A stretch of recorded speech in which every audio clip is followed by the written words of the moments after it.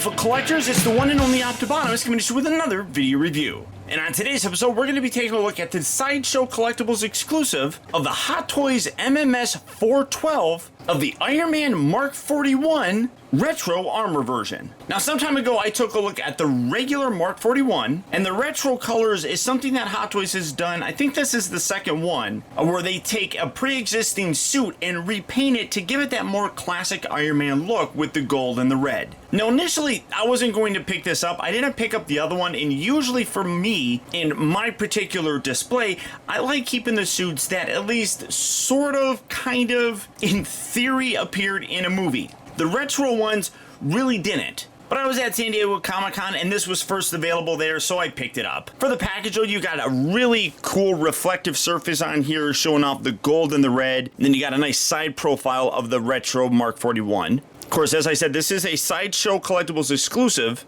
And basically that means that here in North America, it's only available there. That really cool gold color continues on to the back, and then the opposite side gets the red. On the back of the package, you got various warnings and contact information. And then much like a lot of these kind of House Part of Protocol suits, it just slides up just like so. And on the inside here, you have an open window that fully showcases the figure, his accessories, as well as has a really nice red and gold body, a little bit more kind of neutral in the colors, whereas this is nice and reflective. This is more of kind of just a matte kind of look. And then when you come around to the back, you got the cast and the crew responsible for making it. But for the packaging on it, nothing overly different than what we've seen previously, as I said, with House Party Protocol suits. And because we have already basically looked at this, I am primarily going to focus on the colors here, but all the accessories and everything that the original Mark 41 with do come here again, so we'll touch on all that. But for the packaging on it, that's about it. So without further ado,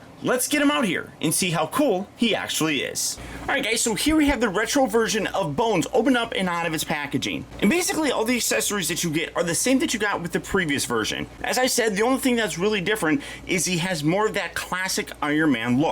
So in addition to the actual instructions that have all the details on how to swap things out, change out the flame effects and how to articulate the figure and everything of that nature, you also do get some stickers. Now I'm not going to apply these or anything, but they're basically designed to kind of cover some gaps. So like for example, when you remove that, you got that little empty piece right there. One of those stickers goes there just to make it look less of a kind of gap sort of thing. So you do have those, and you do get a couple sets. You get a total of 4 of them. Obviously you only need 2, and then you got a total of 4 for the arm area. So it gives you some extras in case anything happens, I guess.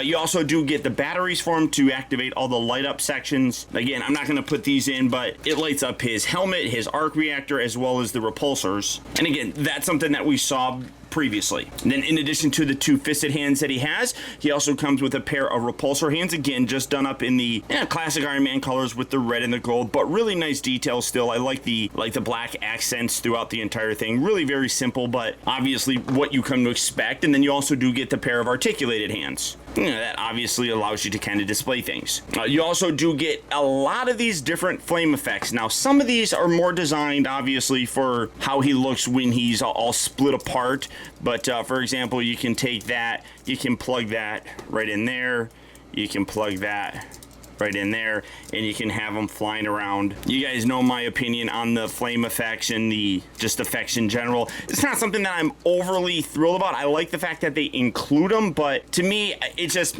I don't ever display them with them. I just think it's too clean and less chaotic like a flame should be. So it's something that always puts me off of. But then you get some, also like I was saying, the actual sections right here, when they detach, you can have something like that. And obviously I'll show all that off here when I go through those split apart features and everything. But you get a total of 8 of these flame effects. So you get 2 that are larger, and then you get another pair that are fairly large like you could see here. You get 4 that are smaller for the arms, and then also the head section. And then to actually detach the head section, you have this piece right here. All of this is magnetic, as you can see, and then you can remove the head if you really wanted to, but you can take this piece right here, and this comes around and you tab this into the underside just like so, and then you can attach it to the flight stand, but that allows you to kind of make it look like this section here is flying around. And by that I mean I should show you the little ball section here, so that like right here.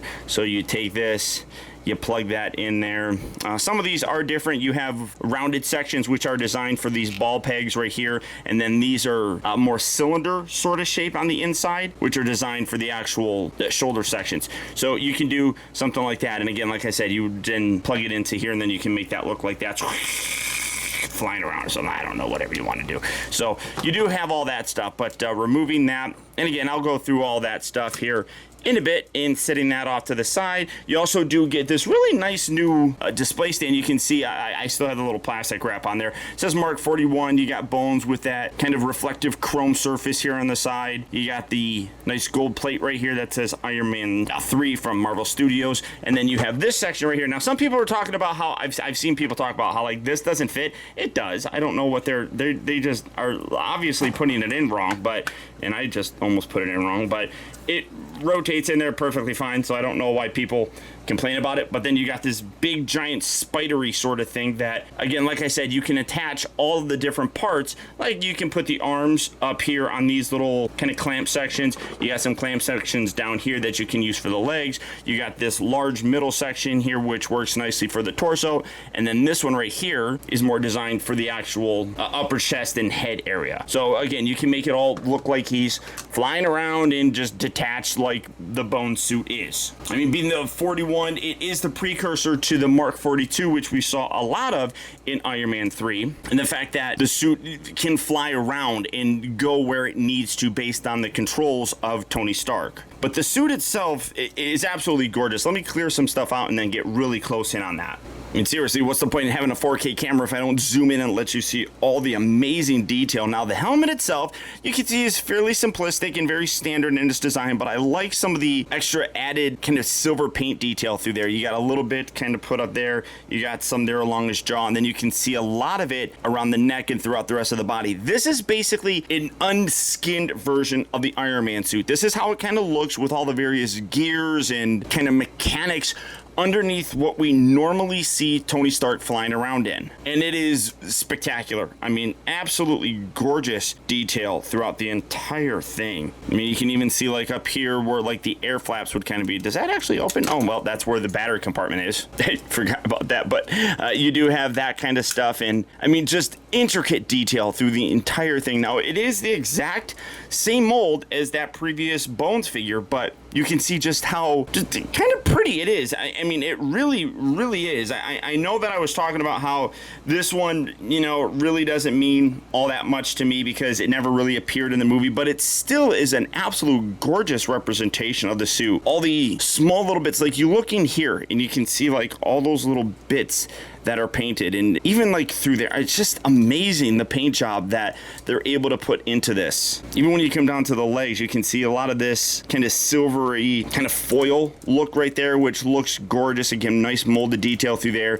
And then you come to the legs and you can see more of those little foil bits. You can see on the inside here, you got these various gears and things like that. Again, all very nicely painted. The little bits on the surrounding areas have a nice silver paint on there. You come to the back of the calves and you can see a great amount of detail also put in that. I mean, just all stellar. I mean, and then you look at the feet. I love the design. I mean, the Bones armor in general is one of my favorites, and I really do think that it'll probably always be one of my favorites. Like I said, it just depends on the color choice that you like. For me, this looks like a more finished suit. I like the other one because it doesn't have a finished look. Now, I'm going to do a comparison. So setting him there, here he is next to the original Bones suit. And again, exact same mold. I really do prefer this one just because it appears like it's not finished, and that's an aspect that I really like about it. This one here with the colors seems more finished. Now, obviously, the sculpt and the design and everything really doesn't give you that impression, but that's not to say that the coloring isn't gorgeous gorgeous on this. It is. The red, the gold, everything on there has a very vibrant color, and you can even see, I mean, this has gold on it, but this is a much darker gold, whereas this is a much brighter reflective gold. And then even on the inside here, you can see that it does have a lot of those kind of silver bits, but it's a little bit more like a gunmetal gray kind of color, whereas the retro one, it's a much brighter silver paint. Regardless, I think both of these are terrific looking pieces. One thing I have noticed is that the little flaps here are a little bit tighter than the ones on mine. Mine here were a little bit loose from the very beginning, so that was one aspect that I always had to kind of deal with, those little bits like flopping around. But the design is still absolutely gorgeous. Just for me though, it comes down to the color and which color you like the most. For me though, it's this, but this is still a gorgeous paint job. Now real quick, going over his articulation, the head does detach, so you can see that you get a perfect range of motion with that. It kind of can look all the way up like that, which I really do dig. And it fits, I mean, it's a magnet, so it just sitting there works pretty good. And then you got a nice little foam piece right on there, so it's not really going to damage it. But no matter really where you put it, it doesn't look like it really, I mean, maybe if you go like that, well, no, that even kind of carries over. So, I mean, it looks pretty good, really, no matter which angle you go in. He does rotate here. These arms do detach, you can see there, but getting these kind of out of the way rotates very nicely. They hinge in and out. You also have a nice rotation up here at the upper bicep. He does bend at 2 joints here at the elbow, but you do have to be careful because, again, this piece detaches as part of the little gimmick, so you do have to be a little bit more careful with that. The waist, coming down here, getting that out of the way, the waist does separate and lift up for a much further range of motion. And then again, when you get underneath there, all that detail is still nicely sculpted underneath, which is perfect. I love that. So bringing that back down. And then these legs here, these legs can be a little bit tricky. They do have a little bit of a extension point right down there, so you can bring that down and you can get a much further range of motion with them moving them forward and back and in and out. But it is a little bit trickier to get because, as you can see, when you want to pull it down, it pulls that. So pull that out and then slide that down just like so. It rotates at the upper part of the thigh. Again, I mean, kind of as part of the actual gimmick, but the actual thigh section here also does have a very large ball joint, so you get a much further range of motion. He does bend at 2 points here at the knee, and then you come down here to the ankle. I'm just going to pull that off. The ankle here also does extend down, as you can see, so that's collapsed all the way up. You can extend it, and then you got the little flaps here and here that allow you to get a further range of motion, and then you get some more ankle kind of pivot side to side. It also moves back and forth at the little toe section, but some of the articulation is a little bit tricky to get to just because as you're pulling on things, it makes it want to separate, so you do have to be a little bit careful with it. But the whole purpose of this, like I said, is not a flight suit, but a suit that can be kind of mobile, I guess you could say. So what you basically want to do is detach this top section. I'm just going to set that right there, and then again, like I said, you have these little sections here that will come into play and tab up just like that. And then you can take these, and then you got a little hole on the bottom section that you will then just peg that right in there, and things are gonna fall, but you know, it is what it is. Put that in there, and you can have something like that, have him flying around, bring these arms around. These bits here will, you can either detach those if you really wanted to, or you can detach them there. It's personal preference on what you kind of want to do, but the little section here fits on this a little bit better, so you can have the arm flying around. You can also, can you actually peg that in there? Nah, not really as well, but you do have that, and that's actually how you turn on the light section. So get that there, take the little thruster effect, throw that in there, rotate that around, and then separate this. You have his entire torso. You can then angle these out kind of around, put these large thruster bits right, put that on there like that. This section here does have the little foam piece that I was talking about, which is nice. So spread that out, put that there. Again, just keep this kind of balanced properly. And then these little feet guys, these have the ones on the bottom. So you put that there, then you spread that out. And you can hook that in there. So you can get a really cool look for it. It displays really neat. This is it. I really like the way that it looks. I think that it is a cool color. It's going to be a very specific kind of thing, which is why I totally understand why this was an exclusive. I definitely don't feel as if this is one that it's going to scream for a lot of collectors to get. So that exclusive nature works perfect for this. Honestly though, the color on it is really what makes this shine. It really does pull out a lot of the amazing intricate details that the sculpt of the suit already had. So for me, while it doesn't necessarily fit in my display of Iron Man, it's still a gorgeous piece, especially if you really want to get kind of underneath the Iron Man suits. This is a great way to look at it.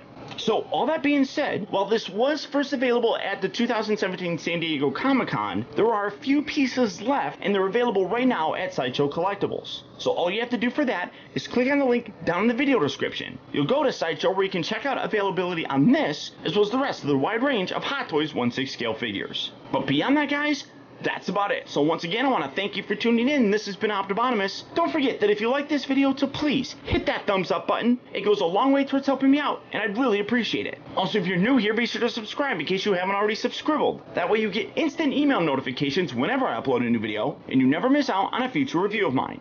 Or hey, if you're already subscribed, do me a real quick favor and click on that little bell right below this video, and double check your settings to make sure that they're set so that you get those email notifications. And as always, until next time, be excellent to each other.